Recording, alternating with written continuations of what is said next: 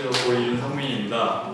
제가 이번에 발표할 주제는 브렉시트에 관한 것인데 옛날에 되게 뉴스에서 이슈가 많이 됐는데 잠잠해지다가 이제 최근 들어 조금씩 뉴스가 나오기 시작하길래 이제 준비를 했습니다.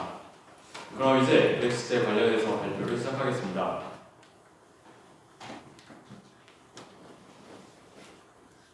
먼저 브렉시트 단어의 뜻은 브리튼, 즉 영국을 뜻하는 단어와 엑시트, 나가다라는 단어가 합쳐진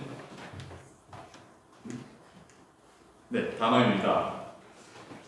이 단어가 의미하는 바는 영국이 유럽연합에서 탈퇴하는 것을 의미하는데요. 유럽연합은 모두가 알다시피 유럽의 여러 나라들끼리 서로 평화와 번영을 위해서 만든 국제기구입니다. 그런데 영국은 이런 유럽연합을 왜 탈퇴하려고 하는 것일까요? 그 이유는 바로 이 사람 때문입니다. 이 사람은 영국의 제75대 총리로서 이제 2번 총리를 역임한 사람인데요. 이 사람이 이제 자기가 총리에서 떨어지는 지지율 가운데서 자기가 이제 총리가 되기 위해 투표 공약을 이렇게 낸 겁니다.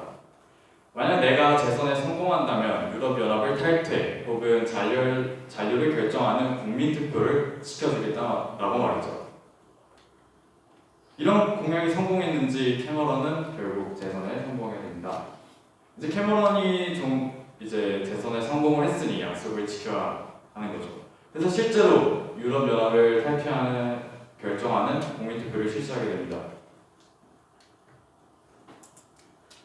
그런데 캐머런 자신은 유럽연합에 잔류하는 쪽이었습니다. 그런데 이제 적지 않은 수의 사람들이 유럽연합에 불만을 가졌고 그 불만을 잠재우기 위해 이제 국민투표를 실시한 것이죠. 유럽연합을 탈퇴하자는 쪽의 사람들의 주장은 이 사람이 대표적인 사람인데요.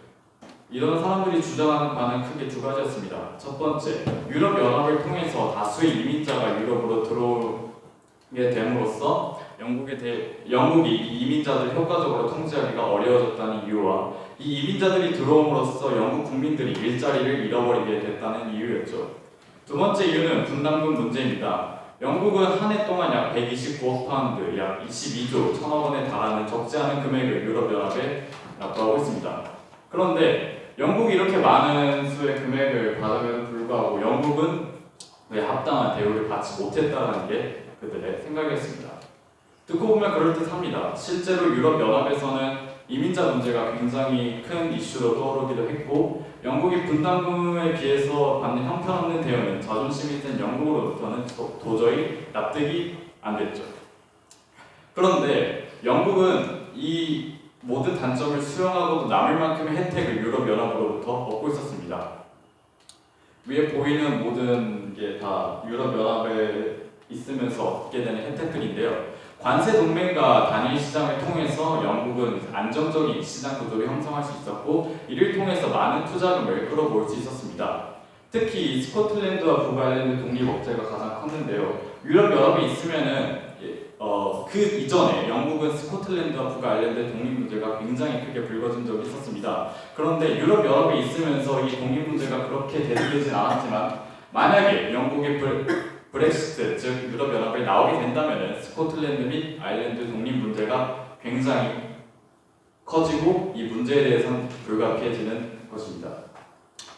캐머런 총리는 이 사실을 분명히 알고 있었습니다. 그도 또한 이 유럽연합을 탈퇴하는 것이 얼마나 리스크가 큰 일인지 분명히 알고 있었고 또한 영국 국민들도 이 사실을 알고 있었기에 당연히 유럽연합을 가만히 잔류하겠다는 쪽을 생각할 줄 알았습니다. 그런데 2016년 6월 23일 유럽연합의 탈퇴 혹은 잔류를 결정하는 투표가 시행되었습니다. 이 투표 이전에 많은 여론조사에서도 유럽연합의 잔류를 택하는 쪽이 더 많을 것이다 라는 여론조사가 계속해서 있었지만 실제 투표 결과는 탈퇴 51.9%, 잔류 48.1%로 과반수인 50%를 넘음으로써 브렉시트가 결정되고 말았습니다. 자, 이제 영국은 혼란에 빠졌습니다. 왜냐하면 앞서 말씀드렸다시피 총리를 비롯한 많은 영국 정부나 의회는 당연히 국민들 유럽연합을 잔류할 것을 선택한다고 생각했기에 유럽연합을 나올 때 합의안을 전혀 마련해주지 않았던 것입니다. 이런 상황 속에서 영국 의회는 혼란이 더욱 가중되어 갔고 캐머런 총리는 이에 대한 책임을 물어 총리를 사임하게 됩니다. 그 뒤를 이어서 이 테레사 메이라는 사람이 76대 영국 총리로 다시 임명이 되게 되는데, 이 테레사 메이 총리가 정말 이 유럽연합에 탈퇴하는 데 있어서 많은 합의안을 마련했고, 또한 그 합의안을 무려 3번이나 준비했지만 이제 연속되는 의회와 유럽연합의 반대로 인해 모든 합의안이 무산이 되고 결국 이 테레사 메이 총리는 사임을 하고 맙니다. 실제로 저렇게 사임 뒤에 웃었다고 하니 얼마나 힘들었을까. 그래서 유럽연합은 되게 괘씸하죠. 어떻게 우리에게 탈출하려 하느냐. 심지어 거기에다가 합의안도 마련되지 않았으니 유럽연합에서 정말 기가 찰 노릇이었습니다. 그래서 유럽연합은 영국에 대해서 굉장히 많은 재촉을 합니다. 빨리 브렉시트 합의안을 만들지 않으면 노딜 브렉시트를 하겠다고 말이죠. 노딜 브렉시트는 아무 협의 없는 브렉시트를 의미하는데, 한마디로 말해서 영국이 유럽연합을 탈퇴할 때 그냥 말 그대로 걷어차이는 것입니다. 아무런 협의나 계약 없이 나오는 것이죠. 자, 테레사 메이 총리가 사임을 하고 그 뒤를 이은 보리스 존슨이라는 사람은 앞서 말씀드렸다시피 유럽연합을 탈퇴하는 쪽에 굉장한 지지자였습니다. 이 사람은 이제 유럽연합 탈퇴 더 이상 연기는 없다라고 유럽연합 탈퇴에 대해서 굉장히 이제 적극적인 사람이었는데요. 최근에 이 아저씨가 브렉시트 합의 체결한 뒤 2019년 10월 31일까지 유럽연합을 탈퇴할 것이다 라고 발표를 함으로써 이제 유럽연합 탈퇴에 적극적인 의지를 표현했습니다. 그런데 영국이 정말 유럽연합을 탈퇴하게 된다면 위와 같은 문제들을 겪어야 합니다.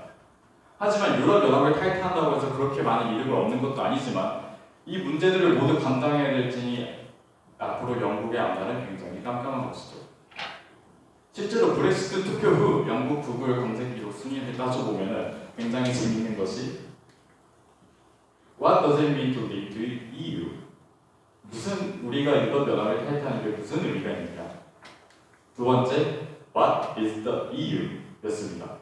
많은 영국 국민들이 유럽연합이 무엇인지 모르고 브렉시트가 무엇을 의미하는지도 모른 채 투표를 진행했다는 것이죠.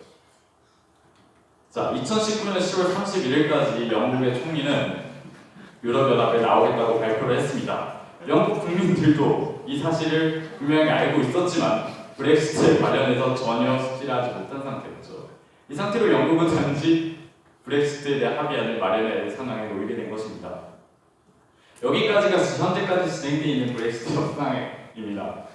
이제 우리가 할 일은 이제 앞으로 있을 영국에 대해 살펴보고 영국이 이 유럽연합을 탈퇴함으로써 새로운 길을 열어나가게 될지 아니면은 영국을 해야 하는 자충수가 될지는 이제 알아봐야 될 것 같습니다. 재미있으셨나요? 네. 감사합니다. 발표를 마치겠습니다.